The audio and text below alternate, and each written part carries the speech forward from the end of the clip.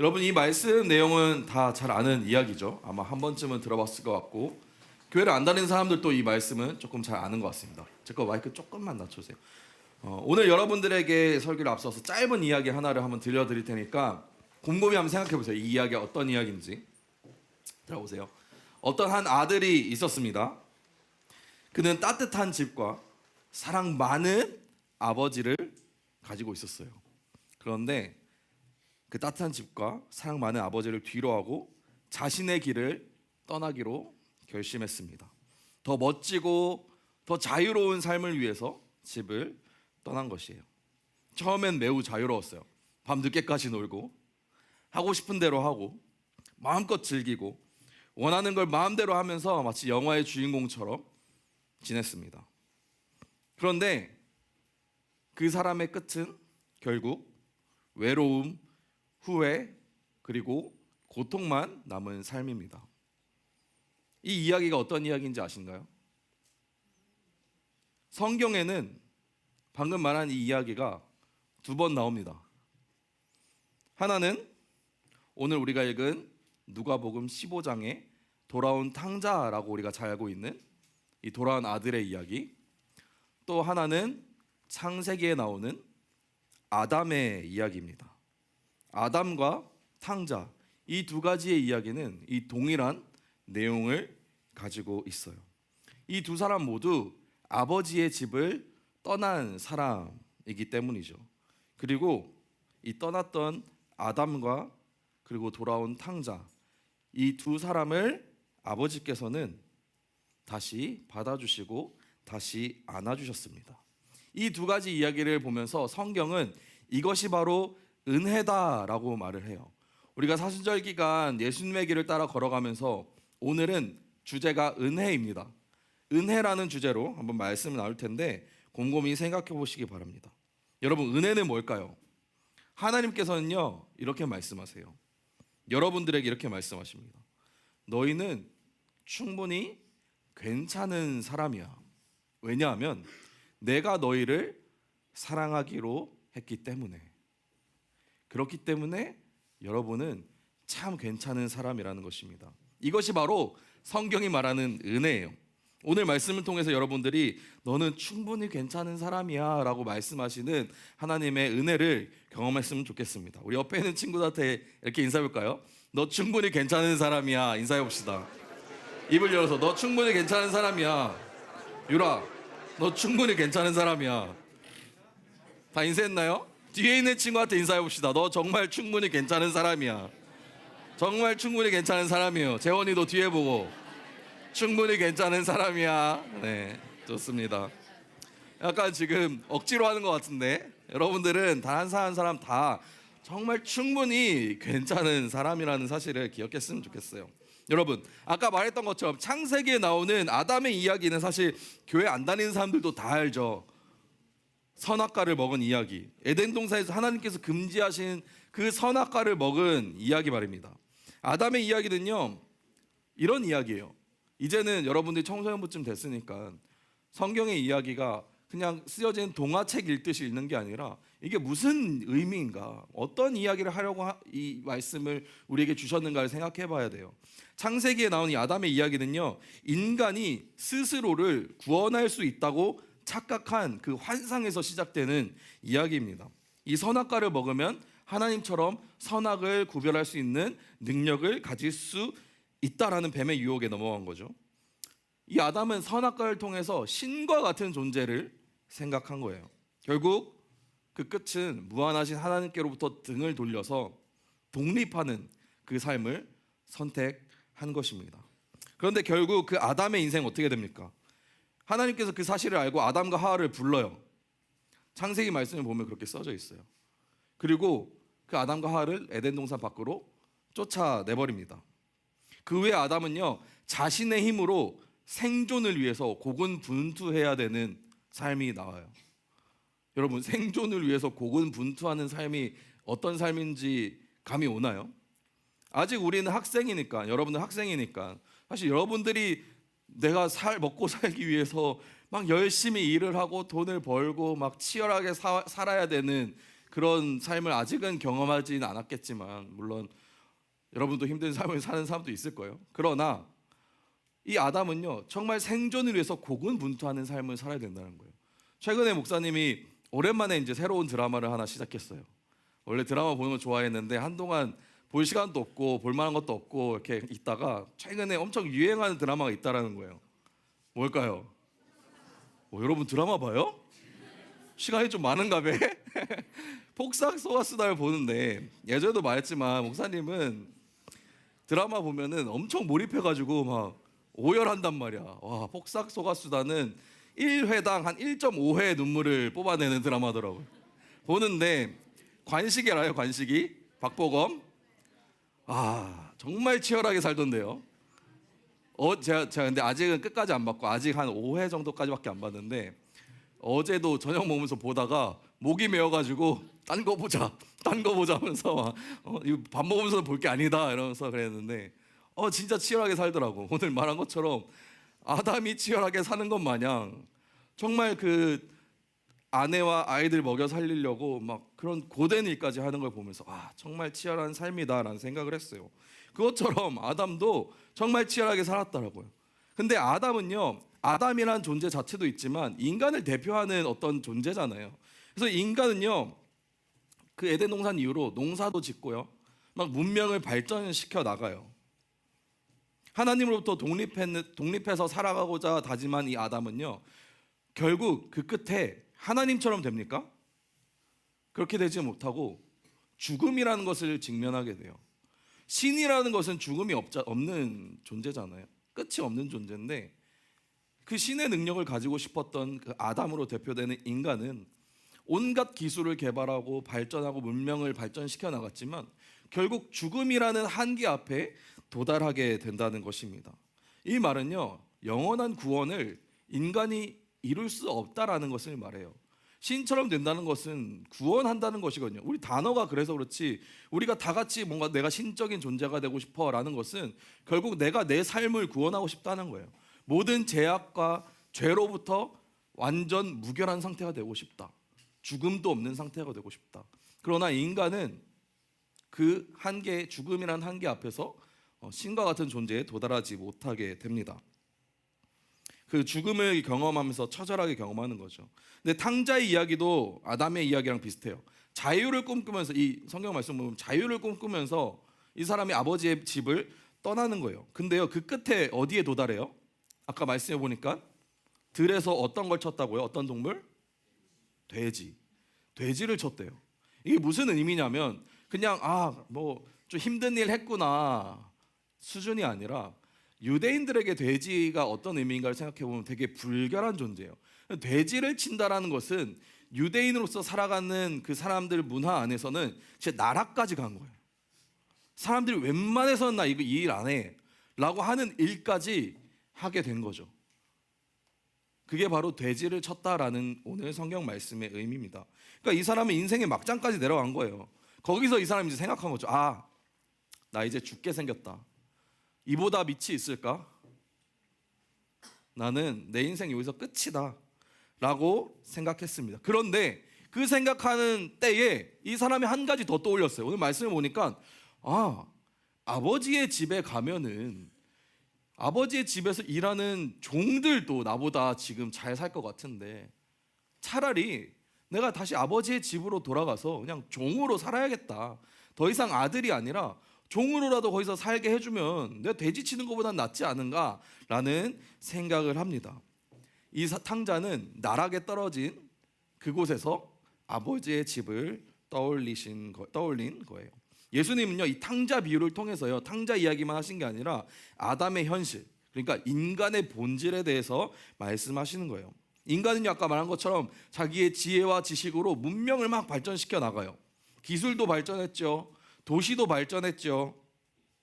과학기술도 발전했죠. 인류는 우리가 살아가면서 정말 계속해서 뭔가 발전하고 더 새로운 것을 누리며 살아가게 됩니다. 그러나 잘 생각해 보면 우리가 발전시킨 그 문명의 이면에는요 어떤 것이 있는지 봐야 됩니다. 끊임없는 욕망이 있죠.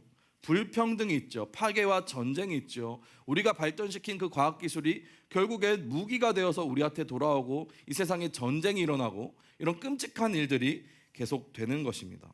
아담이 에덴을 떠난 이후에 인간은 끊임없이 자유를 갈망하고 스스로의 힘으로 살아가려고 애썼지만 인간의 지혜로는요, 완전한 자유, 구원에 이르지 못한다는 것을 우리가 인간사를 보면 알 수 있습니다. 오늘 말씀에 등장한 탕자는요, 그 자신의 한계를 언제 깨닫냐면 돼지우리에 도달했을 때, 돼지우리 앞에 섰을 때 비로소 깨닫게 됩니다. 나 혼자서 할 수 있었다, 할 수 있다라고 생각했지만 결국 그 한계를 돼지우리 앞에 섰을 때 깨닫게 되는 것이요. 처음에는 스스로도 잘할 수 있을 거라고 생각했습니다. 열심히만 하면은 내가 원하는 걸 다 이룰 수 있을 것이라고 생각했습니다. 그런데 어느 순간 내 원하는 대로 되지 않고 붙잡으려고 했던 것은 다 빠져나가고 기대했던 꿈과 목표가 이루어지지 않고 눈앞에서 무너지는 것을 보게 된 것입니다. 그렇게 탕자는 내가 도달할 수 있는 가장 낮은 자리, 돼지우리의 자리 앞에 서게 된 것이죠. 가진 것도 없고 희망도 없고 사람들도 다 잃어버린 자리에 서게 된 것입니다. 그런데 그 자리 앞에 서서 이제서야 이 탕자는 깨달은 거예요. 아, 내 힘으로는 아무것도 할 수 없구나. 내 힘으로는 이제 다시 일어설 수 없구나라는 사실을 떠올리면서 아까 말했던 것처럼 아버지의 집을 그 자리에서 떠올립니다. 여러분, 은혜는요 이런 거예요. 은혜는요, 우리가 완전히 실패했다 생각하는 그 순간에 비로소 아버지의 집을 떠올리는 것이 바로 은혜입니다. 내가 추구했던 길 끝에 자유와 진정한 자유와 회복이 없다는 것을 깨닫고 난 뒤에 오직 하나님 안에서만 진짜 자유와 구원이 있음을 깨닫는 거예요. 그것이 바로 은혜입니다. 그런데요, 사실 우리가 하나님께로 돌아가기로, 아버지의 집으로 돌아가기로 생각하는 것조차 우리의 의지가 아니라 하나님께서 나를 초청하시고 나를 이끄셨기 때문이라는 것을 우리는 기억해야 됩니다. 그래서 이것이 은혜라는 거예요. 은혜는요, 우리의 의지가 아닌 하나님의 초청과 이끄심이라는 것도 우리는 기억해야 됩니다. 그걸 기억하면서 아담의 이야기를 한번 다시 볼까요? 아담의 이야기를 보면 아담이요, 선악과를 먹었어요.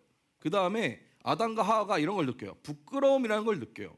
그러면서 막 숨어 있어, 숲을 뒤에. 그때 하나님이 아담과 하와를 부르십니다. 아담과 하와를 찾으세요. 말씀 읽어볼까요? 창세기 3장 9절 시작.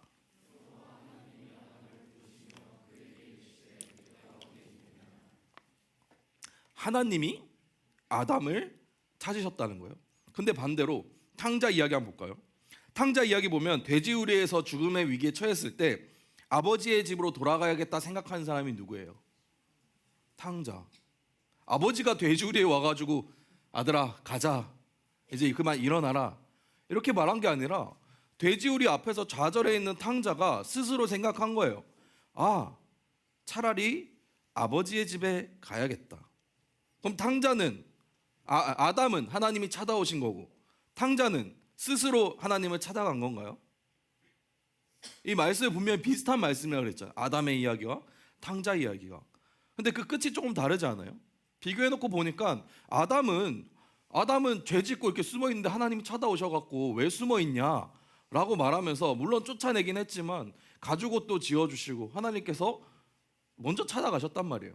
근데 왜 탕자는, 인생의 나락에 떨어진 탕자에게는 아무도 찾아오지 않고 스스로 자기가 그것을 떠올릴 때까지 두셨을까?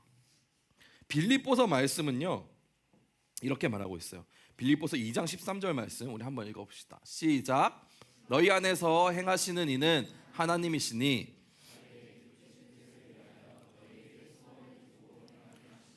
이 말씀이 무슨 뜻이에요? 조금 어렵죠, 말이? 조금 쉬운 성경으로 한번 봅시다. 다시 한번 읽어볼게요. 시작. 하나님이시니까요.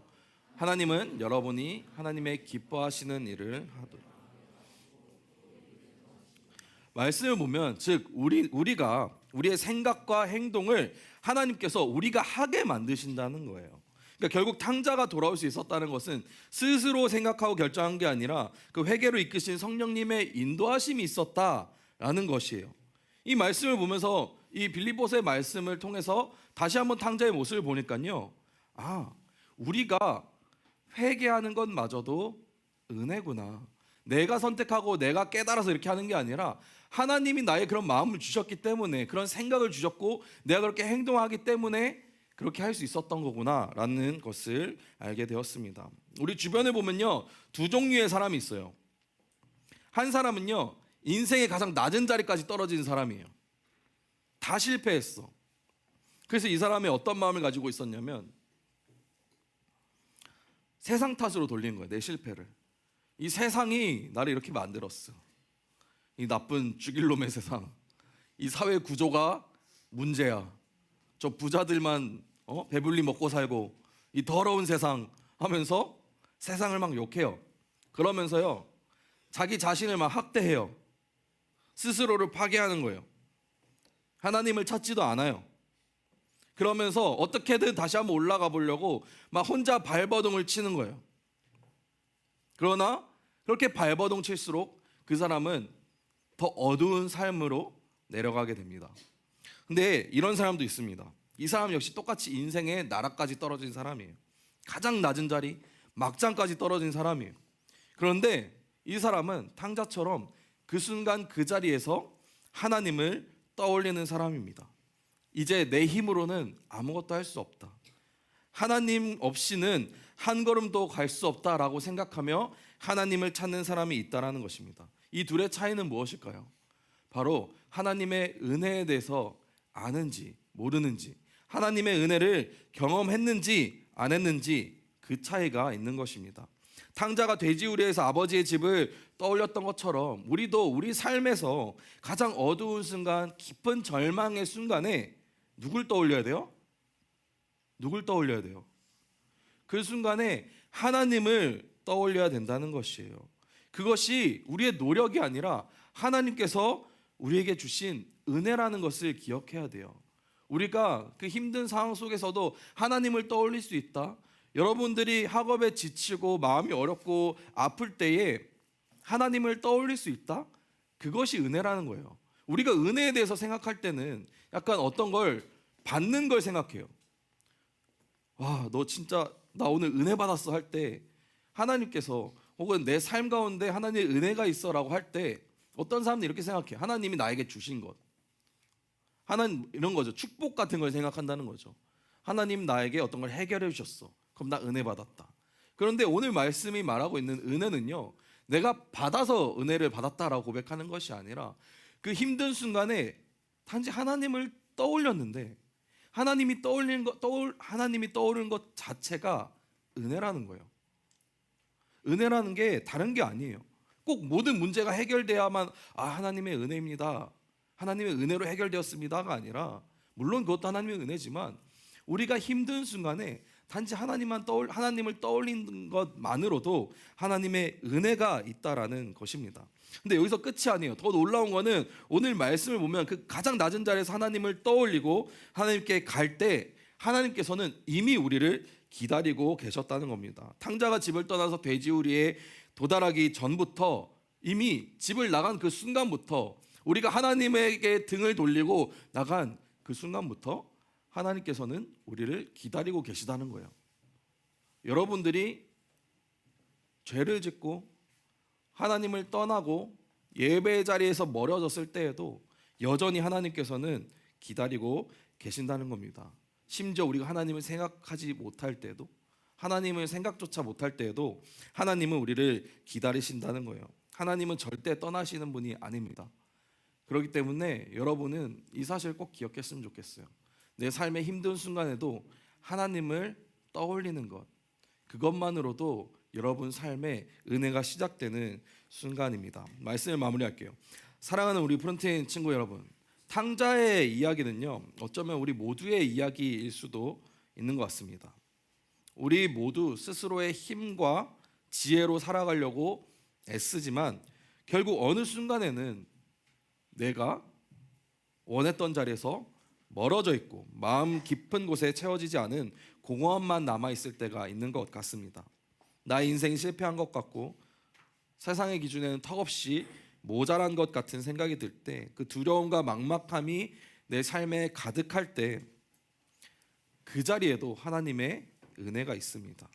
우리가 가장 낮은 자리에서 절망하고 있을 때에도 하나님 아버지는 여전히 우리를 기다리고 계시다는 것입니다. 은혜는 이런 것이에요. 우리가 하나님을 떠나 있는 동안에도 우리를 떠나신 적이 없는 하나님, 내가 완전히 실패했다고 느껴지는 그 순간에도 하나님은 여전히 나를 기다리고 계신다는 것입니다. 내가 가장 낮은 곳에 내려가서 앉아서 울고 있을 때도 하나님께서는 여전히 우리를 기다리신다는 거예요. 내가 어디에 있든지 어떤 상황에 있든지 하나님을 잊고 살아가는 그 순간에도 하나님께서는 여전히 우리를 기다리고 계시다는 것입니다. 그리고 오늘 이 시간 주님이 우리에게 말씀하세요. 아까 말했던 것처럼 너는 정말 충분히 괜찮은 사람이야. 왜냐하면 내가 너를 사랑하기로 했기 때문에. 우리가 괜찮은 이유는 내가 스스로 잘나서 능력이 있어서 실수하지 않아서가 아닙니다. 하나님께서 먼저 나를 기다리셨고 먼저 나를 사랑하셨기 때문입니다. 이것이 바로 은혜입니다. 여러분 지금 어디 있습니까? 탕자처럼 돼지우리 앞에 있는 사람이 있습니까? 내 인생의 가장 낮은 자리에 있는 사람이 있습니까? 아니면 길을 잃고 헤매고 있는 사람이 있습니까? 하나님께서 나에게 주신 비전이 뭔지도 모른 채 친구들이 하는 대로, 세상에서 시키는 대로, 학원에서 시키는 대로 살아가고 있지는 않습니까? 그냥 막연히 따라가고 있진 않으세요? 나의 부족함을 그냥 내 노력으로만 어떻게든 해결하려고 하고 있진 않으십니까? 내가 무언가에 실패했다고 느껴지거나 삶에 지쳐있거나 스스로 부족하다고 느끼고 있다면 바로 지금이 하나님께로 돌이킬 때라는 것입니다. 아버지께로 돌아가기로 마음먹었던 탕자처럼 지금 나의 모든 상황을 바꾸지 않아도 괜찮습니다. 여전히 내 삶이 어둡고 막막해도 괜찮습니다. 중요한 건 지금 그 자리에서 하나님을 바라보는 것이에요. 하나님께 기도하고 말씀 읽는 것, 예배에 진심으로 참여하는 것 같은 그 작은 실천부터 우리가 하나님께로 돌아가기로 다짐하는 것입니다. 내 힘으로 살아가는 삶이 아니라 이미 나를 기다리시는 아버지의 품으로 돌아가는 삶을 선택하시기 바랍니다. 그 길 위에서 주님은 두 팔 벌려서 지금도 우리를 기다리고 계십니다. 그 하나님께서는 우리에게 너는 정말 충분히 괜찮은 사람이야. 너희는 정말 충분히 괜찮은 사람이야 라고 말씀하고 계십니다. 이 시간 우리가 함께 찬양할 때 이 찬양의 가사를 곰곰이 생각해 봤으면 좋겠어요. 오늘 이 말씀을 준비하면서 이 찬양의 가사를 참 계속해서 묵상하면서 말씀을 준비했는데, 하나님께서 탕자와 같이 그 돼지우리 앞에 인생의 나락 가운데 고통 가운데 있는 사람에게 어떻게 말씀하시는지, 여러분들이 세상을 살아가면서 분명히 어딘가가 뭔가 공허하고 나는 무엇을 향해 가고 있는지 잘 모르겠고 그냥 다른 사람들 하는 대로 이 세상에 살아갈지라도 그 가운데서 내가 하나님을 잠시 잊고 살 때라도 하나님께서는 여러분에게 무엇이라고 말씀하시는지 기억했으면 좋겠습니다. 우리 함께 찬양합시다.